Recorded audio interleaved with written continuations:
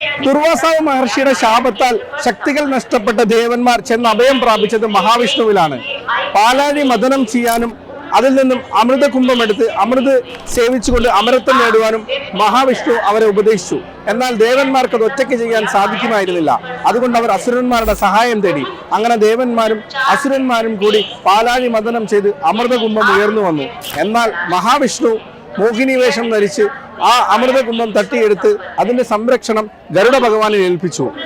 12 ദിവസമാണ് ഈ അമൃതകുംഭത്തിന് വേണ്ടി ദേവന്മാരും അസുരന്മാരും തമ്മിൽ യുദ്ധം നടന്നത്. ഈ 12 ദിവസവും ഈ അമൃതകുംഭത്തെ സംരക്ഷിച്ചു പോകുന്നത് ഗരുഡ ഭഗവാനാണ്. ഈ 12 ദിവസത്തിൽ 4 തവണ ഗരുഡ ഭഗവാൻ വിശ്രമിച്ചു എന്നാണ് വിശ്വസിക്കപ്പെടുന്നത്. അത് പ്രയാഗ്രാജിലും ഹരിദ്വാറിലും ഉജ്ജയിലും നാസിക്കിലുമാണ്. അതുകൊണ്ടാണ് ഓരോ 12 വർഷത്തിലും ഈ 4 സ്ഥലങ്ങളിൽ ഒരു സ്ഥലത്ത് വെച്ച് കുംഭമേള നടത്തപ്പെടുന്നത്.